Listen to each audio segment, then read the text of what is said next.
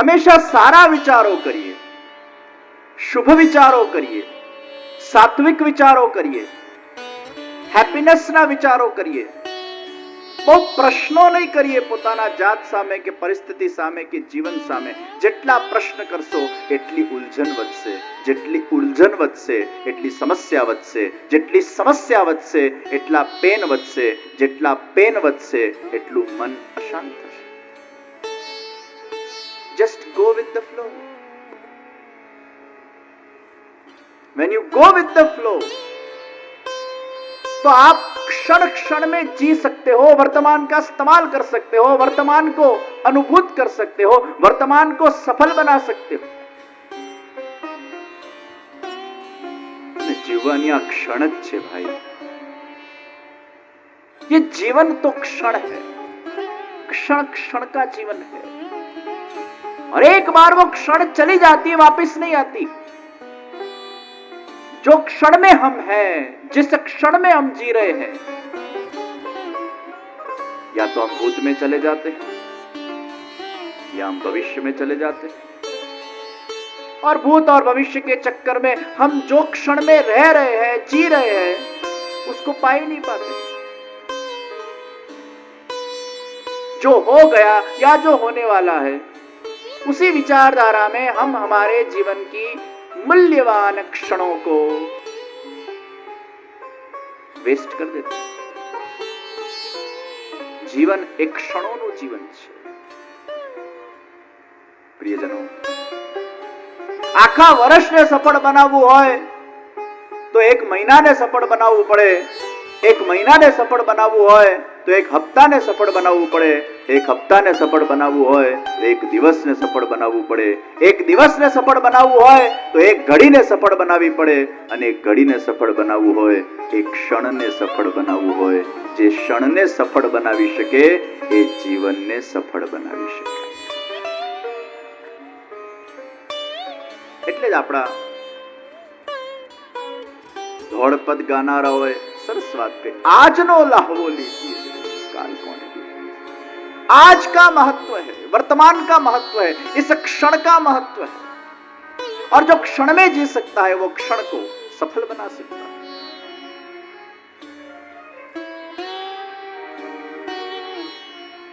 જેટલા પ્રશ્નો ઉભા કરશો પોતાના જીવનના સામે એટલી ઉલઝનો વધશે. આમ આખા જીવનનો સરવાળો કોઈક વાર કાઢવાનો સમય મળે ને તો ચિંતન કરજો. એવો કોઈના પાસે બહુ ટાઈમ નથી હોતો ચિંતન કરવાનો, પણ કોઈક વાર નવરા બેઠા હોય તો આપણે જો ચિંતન કરીએ તો ઘણા એવા બધા વિચારો આપણને આવે કે આખા જીવનનો સરવાળો કાઢીએ તો કેટલા વર્ષ આપણે ખરેખર જીવતા હોઈએ છીએ. 8 કલાક તો ઊંઘવા જોઈએ. મને લાગે છે 80 કે 90 વર્ષની જિંદગીના અંદર આપણે 20 કે 30 વર્ષ તો ઊંઘમાં કાઢી નાખીએ છીએ. એટલા તો થયા. દિવસનો ત્રીજો ભાગ આપણે ઊંઘમાં કાઢીએ છીએ. એટલે અગર કદાચ આપણે 100 વર્ષની જિંદગી ગણીએ તો 30 વર્ષ આપણા ઊંઘમાં ગયા, અને 80 વર્ષની ગણીએ તો આપણે 20 વર્ષ ઊંઘમાં કાઢીએ. 20 વર્ષ તો ખાલી ઊંઘીએ જ છીએ. અને વળી પાછા 8, 10, 12 કલાક કામ કરીએ. એટલે આપણા વર્કિંગ આવર્સ આમ આપણે ગણીએ તો એ પાછા બીજા 20 વર્ષ આપણા વર્કિંગ આવર્સમાં જતા રહે. 40 વર્ષ તો આ જ થઈ ગયા. પછી મને લાગે છે થોડોક સમય આપણે ખાવા પીવામાં,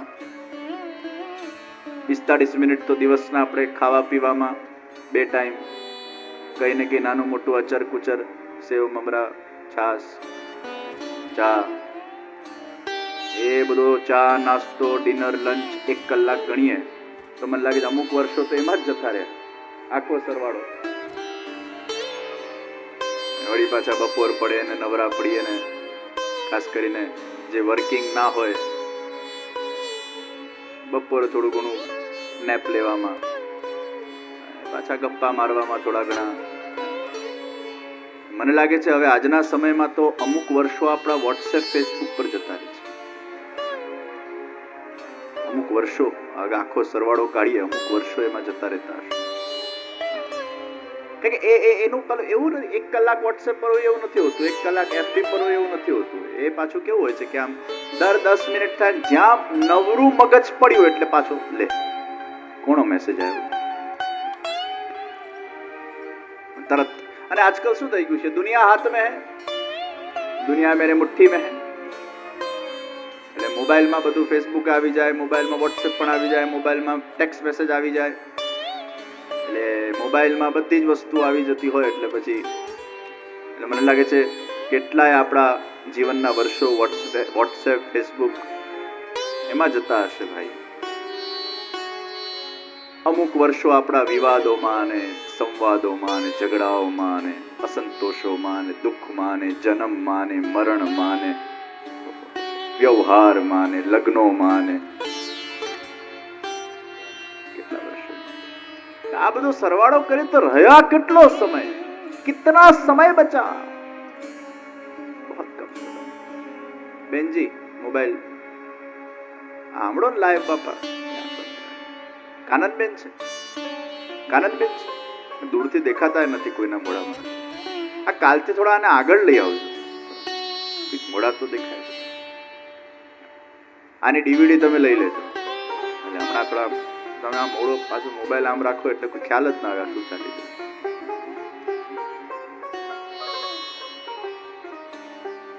તો કેટલા વર્ષો આપણા વેસ્ટ જતા રહેતા હશે, વિચાર કરીએ. એમાં અમુક સમય પાછો નિંદાઓ કરવામાં, સ્તુતિઓ કરવામાં, નેગેટિવિટી ફેલાવવામાં. આ દુનિયામાં આપણો નિયમ છે કે આપણે પોઝિટિવિટી ફેલાવી ના શકીએ, નેગેટિવિટી વધારે ફેલાવીએ. પોઝિટિવ ન્યૂઝ આપણને મળે એને નહીં ફેલાવીએ. કોઈએ સારું કામ કર્યું હશે એ 10 જણાને ફોન કરીને નહીં કહે, પણ કોઈકના માટે કંઈક સાંભળ્યું હશે ને, ભલે ખોટું હોય તોય એ તરત ફેલાવીએ.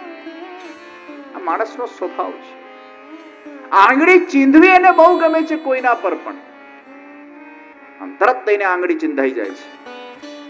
તરત કોઈકના માટે આપણે નેગેટિવ ન્યૂઝ સાંભળી લઈએ, એની જાંચ પડતાલ કર્યા વગર તરત એના પર આપણે વિશ્વાસ કરી લઈએ છીએ. આપણું મન કેવું છે, નેગેટિવ વાત પર તરત વિશ્વાસ કરે છે અને પોઝિટિવ વાત કે કોણે કીધું લે. શરાબની બોટલના નીચે લખેલું હોય છે don't drink, it is injurious to your health, તો એ પીએ છે. એમાં પૂછે છે, એમાં પ્રશ્ન કરે છે. અને આપણા ધર્મગ્રંથોના નીચે લખેલું હોય છે it is good for your life, good for your health, good for your soul, good for your mind, drink it, drink it, drink it, drink it. ત્યાં વાય વાય વાય વાય.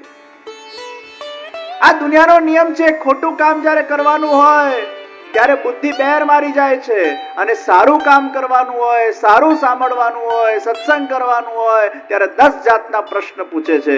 પણ જ્યારે તું ખોટું કરે છે ત્યારે પ્રશ્ન પૂછ ને કે આ કેમ કરી રહ્યો છે ને આવું ન કરવું જોઈએ, ત્યારે પ્રશ્ન નહીં કરે. અને આ પીવામાં 10 જાતના પ્રશ્ન કરશે. તો માણસનો એક વિચિત્ર પ્રકારનો નેચર છે. એને જે વસ્તુ કરવી છે એના પર તરત વિશ્વાસ કરી લે છે, એને જે વસ્તુ નથી કરવી એના પર વિશ્વાસ કરતો નથી. એ એના પ્રમાણે નક્કી કરે છે મારે શું કરવું અને શું ન કરવું. We all are very selective listeners. We don't want to listen what is the truth. We want to listen what we want to listen. અને જ્યારે આપણને જે સાંભળવું હોય એ આપણને કોઈ પીરસે એટલે પછી વાહ વાહ કરીને આપણે એપ્રિશિએટ, કેટલી સરસ વાત કરીએ.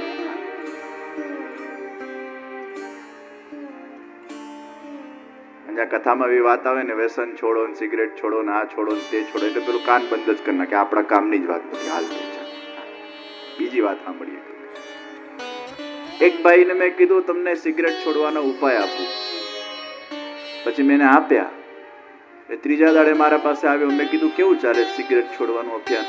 મને કે મહારાજજી આપને સાચી વાત કહું, મારે સિગરેટ છોડવી જ નથી. મારે છોડવી જ ના હોય તો जिस दिशा जाना नहीं उस दिशा मैं क्यों पुरुषार्थ करूं? घણા લોકો સિલેક્ટિવ લિસનર્સ. એકવાર એક ડોક્ટરે એક એક્સપેરિમેન્ટ કર્યું અને 50 દારૂડિયાઓને ભેગા કર્યા અને પ્રેઝન્ટેશન આપ્યું. એમાં 2 કન્ટેનર ભરેલા, એક કન્ટેનરમાં પાણી હતું, બીજા કન્ટેનરમાં દારૂ હતું. અને પછી એમાં પેલા અર્થવોર્મને છોડ્યા. એટલે પાણીના અંદર અર્થવોર્મને છોડ્યા એટલે આમ એકદમ સ્વિમ કરીને ઉપર આવી ગયા. દારૂના અંદર છોડ્યા એટલે બધા અર્થવોર્મ મરી ગયા. એટલે પેલા ડોક્ટરે બધાને સમજાવ્યા કે જો દારૂ પીવાથી સી દશા થાય, અર્થવમ મરી જાય, તમારા અંદર પણ કેટલું બધું તમને નુકસાન થાય. એક દારૂડિયો પાછળથી ઉભો થઈને બોલ્યો, sir, if we drink alcohol we will not find any worms in our stomach. એટલે alcohol is very good for our health. એને જે એમાંથી કાઢવું હતું તે કાઢ્યું, એના ફાયદાની વાત. મને એક જણાએ પૂછ્યું કે દેવો મદિરા પીતા હતા તો આપણાથી મદિરા કેમ ના પીવાય? એટલે મેં કીધું તે ધર્મશાસ્ત્રમાંથી કાઢી કાઢીને મદિરા જ કાઢી. તને કોઈ સારી વસ્તુ દેખાઈ નહીં બીજી? આટલા સારા સિદ્ધાંતો, આટલા સારા પ્રિન્સિપલ્સ નિકાલ કે તूने उसमें से मदिरा निकाली. ત્યારે મેં એને કીધું, ભલા માણસ, મદિરા પીવા માટે દેવ બનવું પડે. અત્યારે તું મનુષ્ય છે, તું મનુષ્ય યોનિમાંથી જ્યારે દેવ યોનિમાં જાય ને પછી જેટલી મદિરા પીવી હોય પીજે, જેટલી અપ્સરાઓ સાથે રહેવું હોય રહેજે, જેટલા લગ્નો તારે કરવા હોય કરજે સ્વર્ગના અંદર, એમાં કોઈ બાદ નથી. પણ મનુષ્ય તરીકે જન્મ લીધો હોય તો આપણે અમુક મર્યાદામાં રહેવું પડે, કર્મની મર્યાદામાં રહેવું પડે. એક જ લગ્ન થાય, અહીંયા 1000 લગ્ન ના થઈ શકે. ભગવાન અવતાર કાલમાં કરી શકે, પણ તું ભગવાન નથી, અને ભગવાન જે કરે તારાથી થાય નહીં. શંકર ભગવાન ઝેર પીએ, તું શંકરલાલ ઝેર પીવા જાય, સી દશા થાય.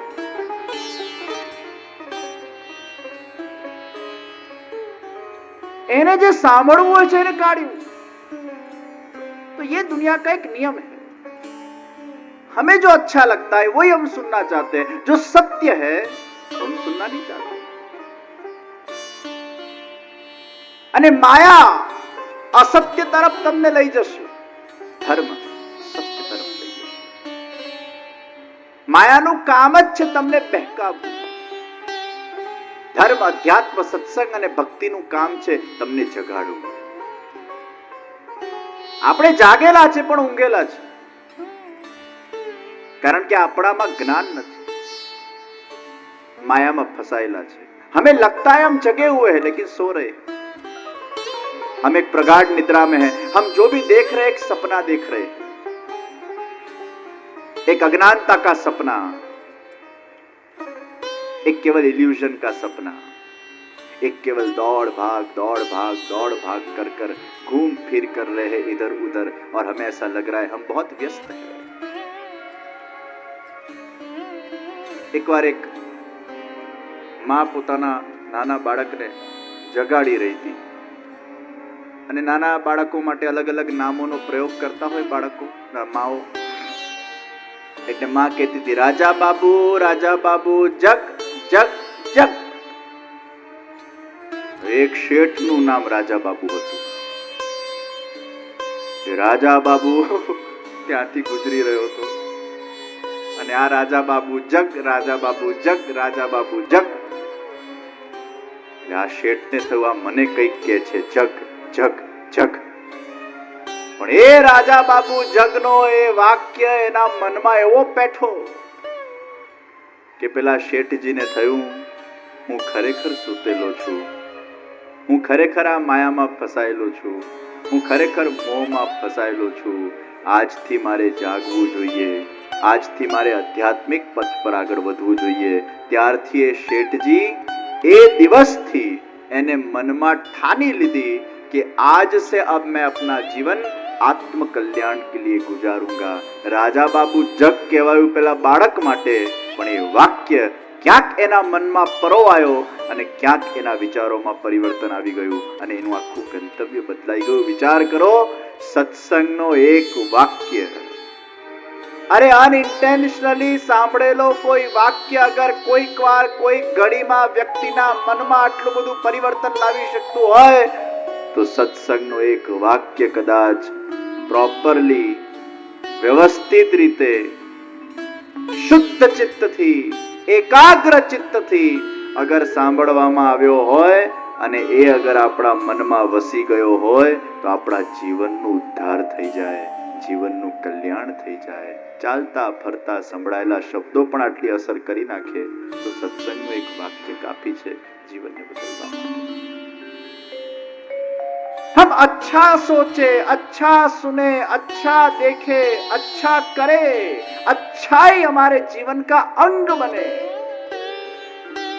નેગેટિવિટી તરફ આપણો દૃષ્ટિકોણ ના હોવો જોઈએ, સકારાત્મકતા તરફ આપણો દૃષ્ટિકોણ હોવો જોઈએ, શુભત્વ તરફ આપણો દૃષ્ટિકોણ હોવો જોઈએ.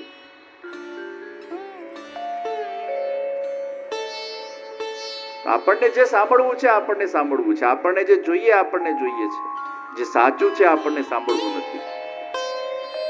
આ આપણા મનમાંથી પ્રગટ થયેલો વિચાર છે. પ્રિયજનો, આપણો એક વિચાર આપણને સકારાત્મક ઉર્જા આપે અને આપણો એક વિચાર આપણને નકારાત્મક ઉર્જા આપે. It's all thoughts, thoughts, thoughts and thoughts. We all have different kinds of perceptions in our mind, assumptions in our mind, good and bad thoughts in our mind. We have goodness also and we have evilness also. Evil and goodness are staying together inside us.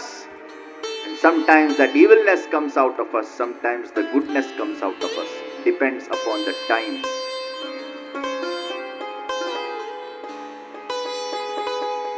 વિચાર કેવા આવે છે એના આધાર પર વર્તન નક્કી થાય, એના આધાર પર વાતાવરણ નક્કી થાય, એના આધાર પર તમારું જીવન નક્કી થાય. એટલે ભગવાનને આપણે હંમેશા શું પ્રાર્થના કરીએ છીએ? ભગવાન, મને સારા વિચાર આપજે.